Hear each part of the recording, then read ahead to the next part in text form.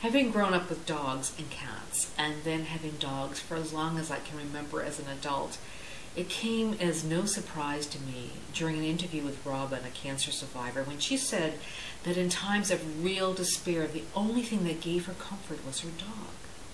Because her dog didn't judge her. It wouldn't say, "Oh, come on now, it's not as bad as all that." So she never had to defend herself and say, "Well, how the hell would you know?" and then feel even more dejected. No, her Barney would take it all in his stride. He'd just settle down for a big old hug and let her cry and cry and cry like there was no tomorrow until the pain would subside. And then she said, when she occasionally let herself feel sorry for herself, for her body parts, her infertility, and let it all come full force, that allowed her to have a clearer window to look through, to reframe what had happened to her in her life. Penny Braun agreed. She was a long-term breast cancer survivor and founded the Bristol Cancer Help Center in England, a wonderful facility that was way before its time back in the early 90s. And she said that there's a common misconception that if we express our feelings freely, we'll lose control. So she encouraged people who are terrified of expressing their emotions to try to really let go.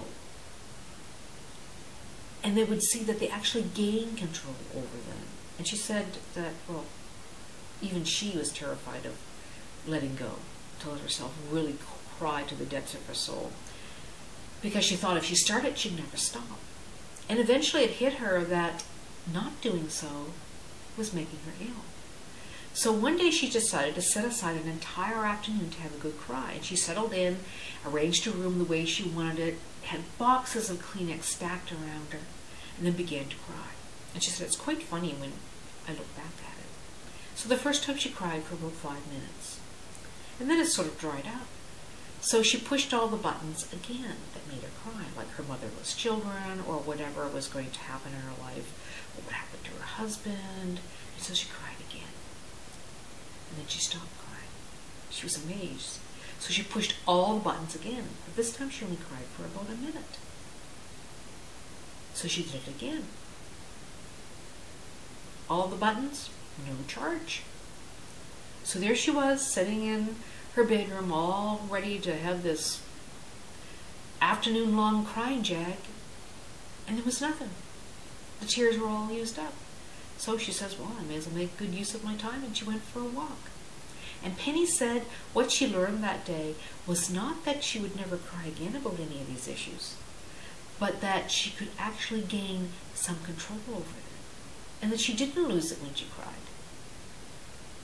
It's kind of like walking into a room, and all of a sudden there's this bad smell, and it gets thicker and thicker, but nobody wants to say anything for fear that somebody might think, oh my God, is that him? And then some brave soul stands up and says, God, it stinks in here. And all of a sudden everyone laughs, and then cheers as the now relieved perpetrator opens the window. My point being that strong emotions will get bigger and more ominous if you don't acknowledge them until someone opens the door or window to let the whole emotional atmosphere in the room cool down. And that's exactly the reason, because most of us aren't that brave, that I believe there's nothing like the comfort of a dog to uncage you from the fear of giving yourself permission to unload when life gets that heavy.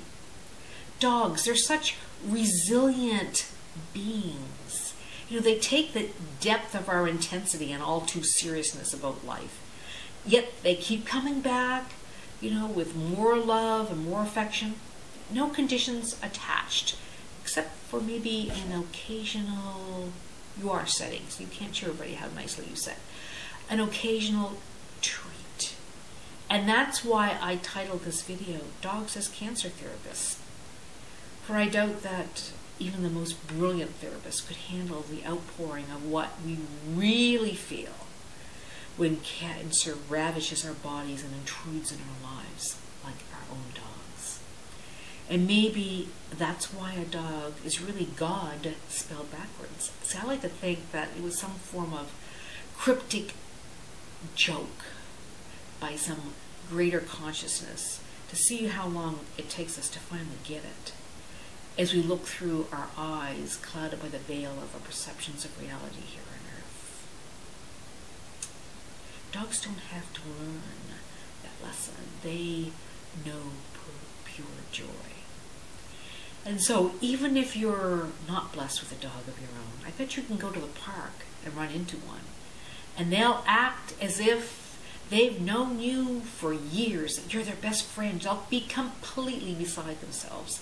Imagine if we had the capacity of being so excited by everyday living that we could hardly contain ourselves.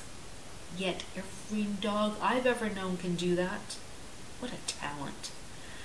In fact, my fur kids live to get their people fix. I think they enjoy doing that. And even the grumpiest of old men respond to Miss Abby here. She's totally disarming. And I'm sure they don't even catch themselves doing it. It's so spontaneous.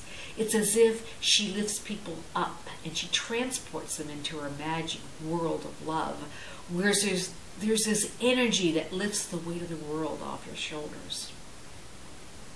So do take some time out to not take life so seriously, even if this seems impossible right now.